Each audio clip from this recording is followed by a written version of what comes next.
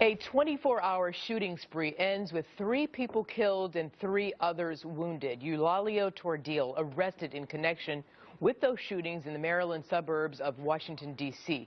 He is an armed officer with the Federal Protective Service Police who had been put on administrative leave.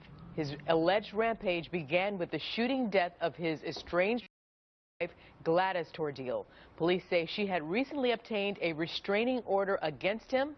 Alex Little is here. He's a defense attorney and a former assistant federal prosecutor. David Bruno also here. He is a criminal defense attorney and a former prosecutor as well.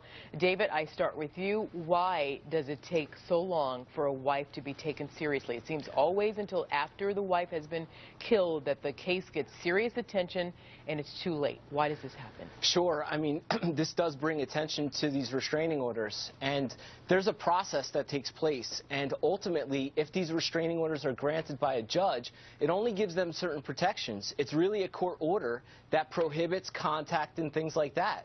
And the court order is only as good as the piece of paper that it's on, because it's a deterrent.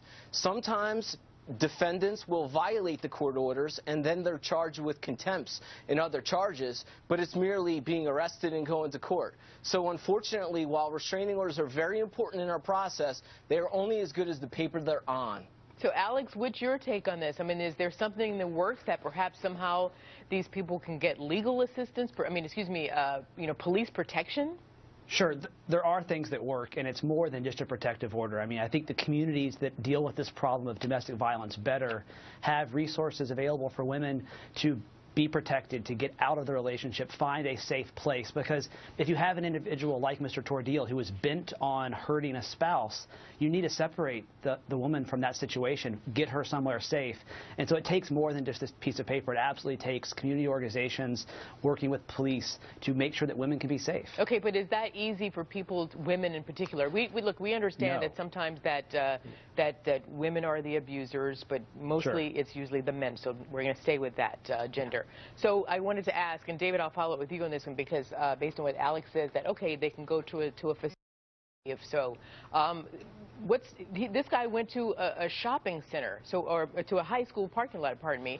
What stops them from going to a facility where this woman may have gone to take for a safe haven, which she thought was? Yeah, well, safe havens and new places to live can only take you so far. Because, like I said, when you get the restraining order, it's not like people can't find their spouse. So this is a problem, and yes, there needs to be more advocacy, there needs to be more resources. People really need to understand, as victims of domestic violence, that there is help out there. And the cases like this brings it to the forefront. So then what's a person to do, David, so they don't get gunned down in the parking lot waiting for their kids to pick their kids up from school? What do they do? Well, first and foremost, it's call the police. Get the restraining orders. In addition to the restraining orders, there's also the possibility of criminal prosecutions if there are underlying domestic violence charges.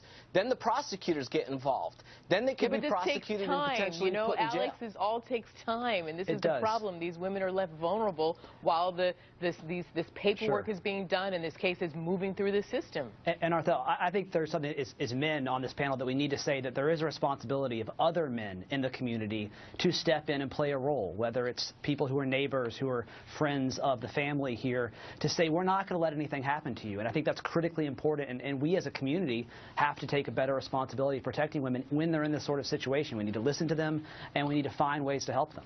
Arthel, if I can, it's also unfortunate because there are victims of domestic violence that believe they don't have anywhere to go, and they're in homes where they're being abused, and it's unfortunate. It is unfortunate, and we need to do a better job, and it's being done throughout all the counties and the states and the federal government. And these resources are out there for people. So this is just another example for people to know that there are resources out there, and get them while you can. And we do want to acknowledge those facilities that are in neighborhoods across our country who are there for women, reaching out to them and providing them protection, as much safety as they possibly can. And you mentioned Good Samaritan. I think, Alex, you mentioned that the men should help, and we want to acknowledge Malcolm Winfield. He was a Good Samaritan who died while trying to help a woman who Tordil allegedly was trying to carjack. Sure, not to mention, it's Mother's Day, and we have two daughters of the mom who was killed. I know. And instead of celebrating, they're burying their mom. Yeah, David, Bruno, Alex It's Little. a tragedy. Thank you. Thank you. And adding to this tragedy of the story, the Tordil's daughters are still in high school, and I wanted to let you know that a GoFundMe page has been set up to help the family with funeral expenses as well as the girls' college expenses. As of this afternoon, the site has received nearly $30,000 in donations, so if you would like to help, you go to GoFundMe.com and type Tordil, Tordil, in the search bar so you can help out.